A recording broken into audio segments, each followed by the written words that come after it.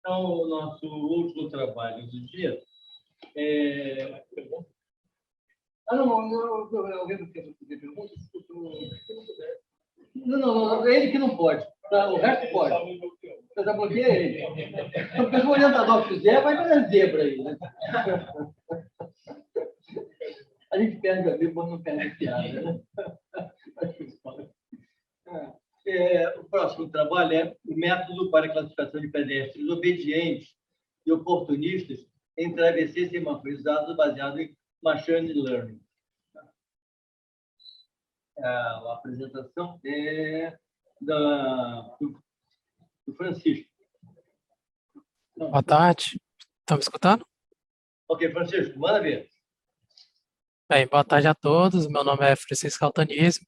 Sou mestrando em Engenharia de Transporte pela UFC. Eu estou aqui hoje para apresentar o trabalho intitulado Métodos para Classificação de Pedestre Obediência Oportunista em Travessias Semaforizadas baseado em Machine Learning. E junto com esse trabalho também estou trabalhando com a Belisa Carvalho, o Gabriel Amorim, o Carlos Jefferson e o Moisés Gomes. O trabalho está separado em 7 partes.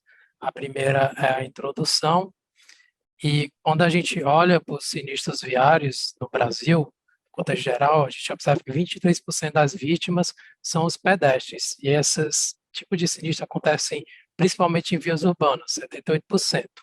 E é importante a gente entender o comportamento do pedestre, também prever qual seria esse. E, em específico, em travessias semaforizadas, a gente pode separar o comportamento em 2 tipos.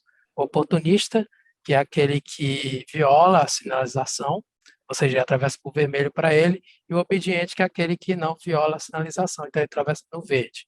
Então, existem vários fatores que podem influenciar nesse comportamento, as próprias características do pedestre, a característica da travessia, o uso do solo, os comportamentos da infraestrutura. Por isso, o objetivo deste trabalho é propor um método para a classificação de pedestres oportunistas e obedientes em travessia semaforizada em Fortaleza, baseado em modelos supervisionados e machine learning. E assim criar uma ferramenta que vai ser uma ferramenta importante para o planejamento urbano. Então, a segunda parte foi uma revisão da literatura, dos fatores que influenciam o comportamento dos pedestres nas travessias. Então, as características dos pedestres, de acordo com a literatura, esse comportamento da travessia pode ser determinado pela característica dos pedestres e também pela característica do ambiente. Por exemplo, homens têm mais chance de violar a sinalização, de acordo com alguns estudos, os mais velhos são mais cautelosos, também atravessam menores velocidades. As características do ambiente que podem influenciar é o fluxo veicular, a distância de travessia, a configuração do ciclo semafórico.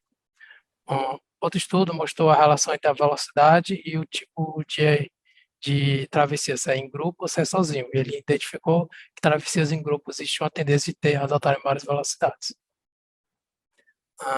Também foi encontrada uma relação desse comportamento de obediência com o uso do solo, e também teve estudos que utilizaram modelo de regressão logística para encontrar os fatores de influência do tipo de travessia e o comportamento de risco. E, por fim, mais recentemente, estão sendo realizados estudos utilizando machine learning e deep learning, utilizando também visão computacional, tanto para obter dados, né, de forma automática de travessias, como também para tentar prever esse tipo de comportamento. A terceira parte é a metodologia, e a metodologia aqui do trabalho foi separada em 3 partes. A primeira foi a contextualização, onde a gente elaborou hipóteses, depois a gente fez a coleta dos dados, a partir de uma análise exploratória, fazendo a caracterização depois das variáveis levantadas, da contextualização dos modelos de machine learning utilizados, depois foi feita a avaliação, fazendo uma relação mais exploratória ali das variáveis e do fenômeno, que é se ele é oportunista ou não, e também é o resultado da avaliação da predição dos modelos de machine learning. Então, a contextualização. Primeiro, a gente coletou os dados em duas interseções. A primeira foi na Guanabi, a segunda foi em Santos Dumont, em Fortaleza, Ceará. Essas 2 interseções a gente observa que tem usos de solo mais comercial ao redor, que é uma limitação do trabalho, né, porque a gente não conseguia explorar bem esse fator no comportamento do pedestre. A gente coletou 12 horas de filmagem em cada interseção, e no final a gente obteve 1.522 travessias.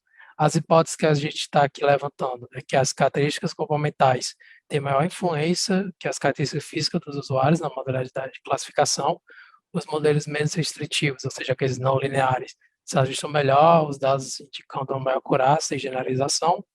E dessa análise exploratória das 1.522 travessias obtidas, 57% foram oportunistas, dessas 11% foram crianças, 75% adultos e 14% idosos. Essa classificação foi feita de forma visual, né, através da filmagem. A gente também coletou dados de velocidade desses pedestres, e a gente identificou que os pedestres mais idosos eles tendem a adotar menores velocidades do que os mais jovens. Essa é uma análise mais visual.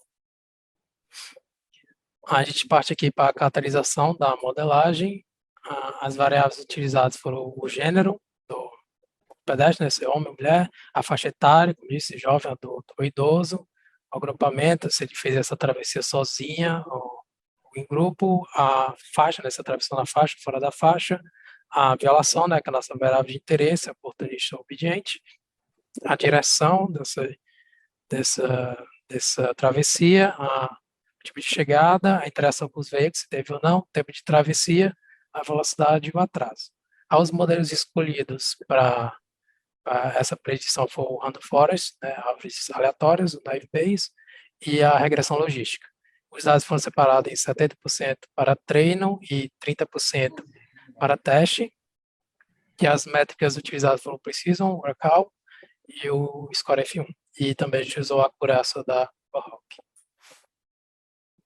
Então, aqui na avaliação dos modelos, a gente fez primeiro uma análise exploratória, né, para ver essa relação da nossa variável oportunista com as outras variáveis. Aqui é só uma análise mais exploratória mesmo, a gente não pode tirar nada muito, um resultado muito causal disso, porque além de não ser um estudo aleatório, né, isso que é uma correlação e algumas dessas variáveis também são categóricas, o que esse teste, né, geralmente é feito em variáveis contínuas, para ter um resultado mais acurado, né, mas aqui a gente ainda pode ver ainda o sinal dessas relações, para ter uma ideia de como é que se dão nessas relações. E a gente observou que entre o grupo oportunista tem um coeficiente que negativo, que pode ali indicar que quanto mais aglomerados os usuários, menor a chance dele ser oportunista, e a gente observou também que as variáveis ali mais relacionadas com as características dos usuários tiveram menor correlação, e as que tinham mais relacionadas com a característica da travessia ou das características da interseção tiveram maior correlação. Então, por fim, aqui a gente tem a avaliação dos modelos. Os 3 modelos utilizados, né, a gente observou que a regressão logística apresentou um melhor preciso do que os outros 2 modelos. Entretanto, no RECAL e no Score F1, o Random Forest foi o que apresentou melhores métricas, além da acurácia aqui, que é a área da curva ROC, que apresentou também um valor melhor do que os outros modelos. Então, ali vem da nossa hipótese inicial, né, que esse modelo, como ele é menos linear, mais generalista, e se adaptou melhor aos dados aqui propostos nesse trabalho. Então, aqui, como considerações finais, a gente observou que as características de travessia têm uma maior influência no comportamento do usuário, e no lugar das variáveis do ambiente, né, como a gente também tem essa limitação, que a gente só pegou essas 2 interseções, e a gente não conseguiu verificar a variação entre o uso do solo, por exemplo, pois as 2 eram predominantemente comerciais, e também a gente observou que esse modelo da árvore aleatória, né, se adaptou melhor aos dados, ou seja, como é um modelo menos restritivo, já indica que o melhor é seu nível de precisão e menor será o erro médio, né, quanto menos restritivo for esse modelo. Aí, diante dos resultados obtidos, houve uma melhor compreensão do fenômeno do comportamento pedestre na região de estudo, a cidade de Fortaleza. A gente conseguiu ali, que é um modelo que poderia ser possível prever esse comportamento de risco do pedestre, a partir dessas variáveis, né, que a gente utilizou, e o resultado também pode auxiliar os tomadores de decisão na elaboração de implementação de ferramentas capazes de prever o comportamento de risco dos pedestres, como eu já comentei. É isso que eu tinha para apresentar. Muito obrigado. E qualquer dúvida, pode mandar um e-mail para o meu contato. Está disponível.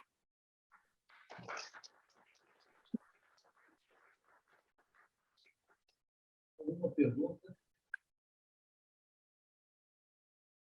Bom, Francisco, muito obrigado aí pela sua participação. Ótimo trabalho de todos. Eu creio que por hoje encerramos a sessão. Tem aqui o último participante, está registrado no apresentar isso. Deixa eu só dar uma conferida aqui. O grau de influência sobre isso no jogo está registrado. Bom, pessoal, obrigado pela presença de todos. Amanhã nós teremos outra sessão aqui, outras atividades, com a sua presença de todos. Isso sempre enriquece. E a vontade de conversar sobre o assunto fica gigantesco, né? Mas a hora que o engarrafamento fica aqui, a gente vamos sair meio batido aqui antes de pegar o engarrafamento.